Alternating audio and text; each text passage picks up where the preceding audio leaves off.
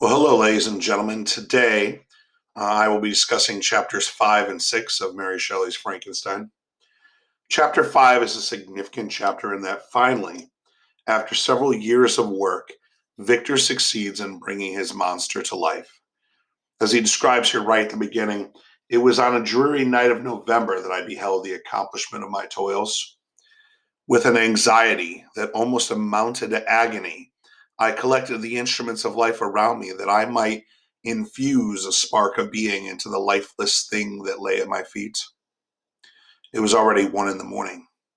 The rain pattered dismally against the panes. My candle was nearly burnt out when, by the glimmer of the half extinguished light, I saw the dull yellow eye of the creature open. It breathed, and a convulsive motion agitated its limbs. And so here we see it's in November. Victor, late at night, while it's raining, I mean, it's that predominant scene, while it's raining, while it's storming out, brings his monster to life. Um, it's interesting. Oftentimes, people, when they think about this scene, they think about the iconic laboratory with the huge lightning rod and the lightning bolt that strikes the rod and brings the monster to life. The only um, the only reference we get to that is when he says, I might infuse a spark of being into the lifeless thing. You could easily read this as Victor injecting the monster with something. But however he does it, he discovers the elixir of life. He discovers how to bring this thing to life, and he does so. And the moment he does so, the moment the monster comes to life, Victor's horrified by it. How can I describe my emotions at this catastrophe? Or how delineate the wretch with whom such infinite pains and care I had endeavored to form? His limbs were in proportion. I had selected his features as beautiful. Beautiful. Great God! His yellow skin scarcely covered the work of his muscles and arteries beneath. His hair was of a lustrous black and flowing, his teeth a pearly whiteness. So, as much as Victor wanted to create a beautiful monster, he wanted to play God. He wanted to create this beautiful monster. Once the thing comes to life, he is struck by how hideous it is. Pale yellow skin, done, this gray eyes, these watery eyes, this horrid contrast. The monster is hideous. And the moment it comes to life, Victor regrets it. He's like, what have I done? What have I done? Um, he had described here, I had worked for nearly 2 years for the sole purpose of infusing life into an inanimate body. For this, I deprived myself of rest and health. Again, he's immediately horrified as the monster comes to life. He's terrified of it, and he leaves the room. As the monster wakes up, Victor runs out of the room, dashes into his bedroom, closes the door, and throws himself on his bed. So he's hiding away in his room as the monster's coming to life in the other room. And as he throws himself on the bed, he does fall into a sleep. And in this sleep, he has a dream, and this dream is key. He describes here the dream. I thought I saw Elizabeth in the bloom of health, walking in the streets of Ingolstadt. Delighted and surprised, I embraced her, but as I imprinted the first kiss on her lips, they became livid with the hue of death. Her features appeared to change, and I thought I held the corpse of my dead mother in my arms. A shroud enveloped her form, and I saw the grave worms crawling in the folds of the flannel. I started from my sleep with horror. So this dream is key. Right after creating the monster, the same night, Victor falls asleep and has this dream. And in the dream, he sees Elizabeth in Germany with him. He runs up to her, grabs her, embraces her, kisses her. And the moment he kisses her, she transforms into his dead mother. And there's a ton to work with here. Psychoanalytic scholars will obviously talk about the Oedipus complex here, but a simpler way, I think, of looking at this. Remember that Victor began this whole endeavor. He has spent 2 years experimenting, trying to create life. He has been doing this entire endeavor with the idea that if he can create life, can he not then also prevent death? And this dream represents his greatest fear. He is doing this to try to prevent the death of Elizabeth, to make sure that Elizabeth doesn't become like his mother, doesn't die early like his mother did. And yet, here in the dream, his worst nightmares have come true. His wife, or his soon to be bride, in his arms transforms into his dead mother. Now, in that moment, he wakes up. I started from my sleep with horror. A cold dew covered my forehead. By the dim and yellow light of the moon, as it forced its way through the window shutters, I beheld the wretch, the miserable monster whom I had created. He held open the curtain of the bed, and his eyes, if eyes they may be called, were fixed on me. His jaws opened, and he muttered some inarticulate sounds while a grin wrinkled his cheek. He might have spoken, but I did not hear. One hand was stretched out, seeming to detain me, but I escaped and rushed downstairs. I took refuge in the courtyard beyond the house, belonging to the house, which I inhabited, and I remained the rest of the night. So when Victor wakes up from his dream, there's the monster standing over him, 8 feet tall, muscular, and hideous, standing over him, holding open the bed curtain and gazing down upon Victor. And Victor is terrified. He sees that the monster opens its jaws and mutters some inarticulate sounds like my voice right now.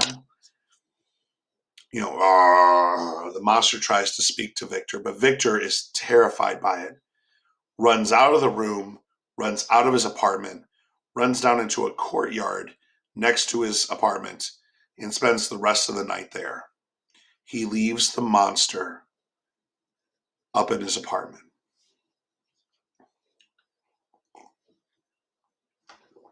Excuse me. And Victor, in reaction to this, he describes here, describing his monster, "Oh, no mortal could support the horror of that countenance.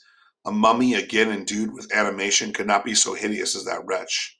I had gazed on him while unfinished. He was ugly then. But when those muscles and joints were rendered capable of motion, it became such a thing that as even Dante could not have conceived." Victor's talk about how hideous his monster is. He's like, this thing was terrifying. He's like, a mummy brought back to life was not so hideous as that wretch.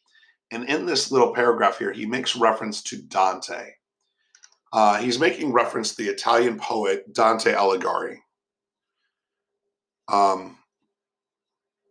Dante Alighieri, in his famous text, Dante's Inferno, describes a journey into hell. Dante himself is led by the guide Virgil, who takes him into hell. And in Dante's Inferno, they lay out the 9 layers of hell. Each layer is dedicated to a different type of sinner. Each layer is filled with hideous monsters and demons that torture these sinners as they make their way further into the depths of hell. The famous text, of course, Dante's Inferno from the 13th century. And there's a ton of depictions. If you just do Google images, you'll find there's so many different depictions of these layers of hell and what these characters might endure as they come into these layers of hell. And so it's not surprising here that Victor Frankenstein makes allusion to Dante. He's saying here, my monster was so hideous that even Dante would not have conceived of it. Dante, who described the 9 layers of hell and the demons and the monsters that go with it, was not creative enough to come up with something as horrifying as my monster. So we do have the allusion here to Dante Alighieri. Finally, morning comes.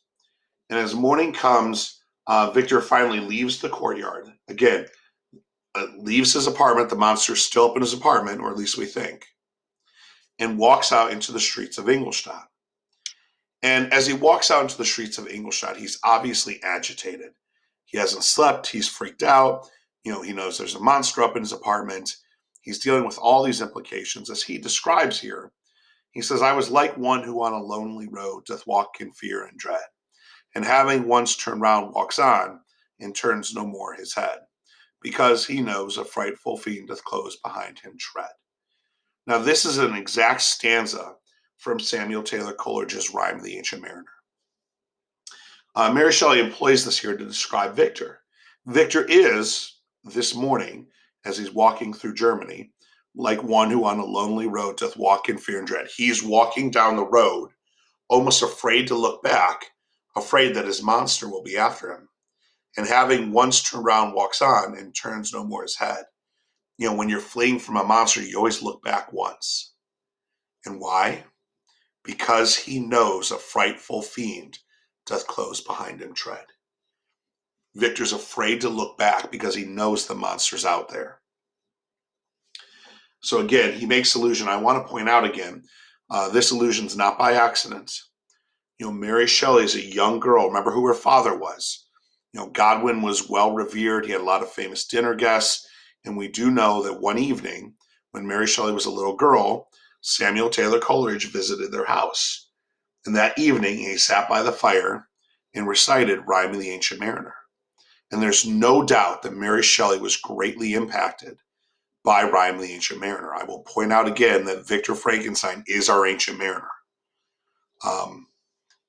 And so again, this particular quote here, or this particular quote from the poem is not surprising. Now, as Victor goes on here, as he's walking around the next morning, he happens to notice that by the inn, there's a Swiss carriage coming from his hometown. And lo and behold, out of the carriage comes Henry Clerval. The very morning after creating the monster, Henry Clerval shows up. And Henry's like, oh my God, Victor, you're here. Guess what? Dad let me come to college. It's so great to see you. Hey, let's go back to your apartment. And so, you know, and Victor's obviously very excited to see Clerval, but it obviously creates a problem for him, you know, because, you know, he just left a monster in his apartment. And now Henry wants to go back and visit his apartment.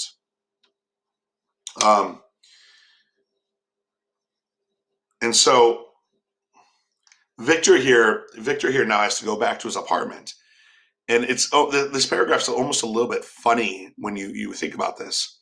You know, he describes here, but I dreaded to behold this monster, but I feared more that Henry should see him. Entreating him, therefore, to remain for a few minutes at the bottom of the stairs, I darted upwards towards the room. My hand was already on the lock of the door before I recollected myself. I then paused, and a cold shivering came over me. I threw the door forcibly open, as children are accustomed to do when they expect a specter to stand and waiting for them on the other side. But nothing appeared. The apartment was empty. And so Victor, returning to the apartment here, asks Henry to stay down at the bottom of the stairs or whatever, runs up, throws the door open, goes into the apartment to discover the monster's not there. So the question you should have in your mind right now is, where's the monster? So this is, again, the next morning. Victor has been out of his apartment, and obviously the monster is gone somewhere. We don't know where yet, but the monster is gone.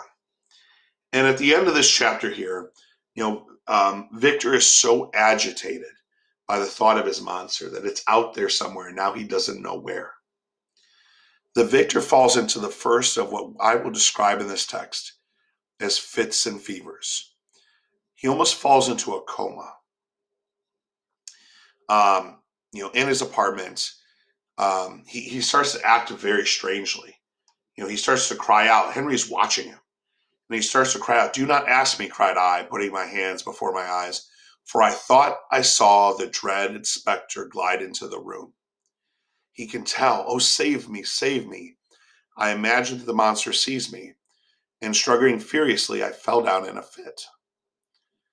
This was the commencement of a nervous feature which confined me for several months. So when they finally get back to Victor's apartment, the monster's gone, and Victor is so agitated by it that he starts to hallucinate. He thinks he sees the monster come into the room. You know, he thinks he sees the monster strangling him. You know, you got to imagine Henry Clerval sitting here watching this as Victor throws himself on the floor, is thrashing around, is crying out, "Help me, help me." He's strangling me. And Clerval is looking around the empty room like, what the heck is going on here? And this does start what Victor will describe here as a nervous fever, which confines him for several months. So he brings the monster to life in November. And then for several months, he's in his apartment, confined in a fever, almost in a coma, with Henry Clerval taking care of him for several months.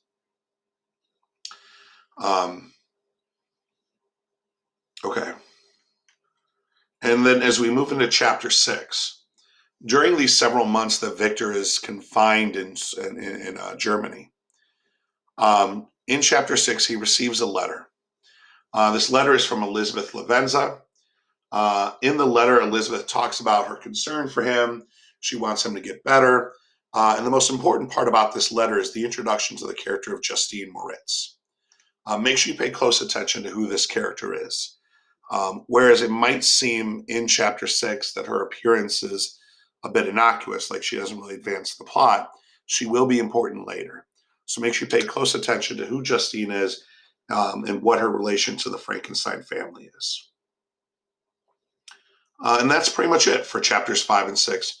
Make sure you do a close reading of chapter 5. It's obviously very important. Email me if you have any questions, and have a wonderful day.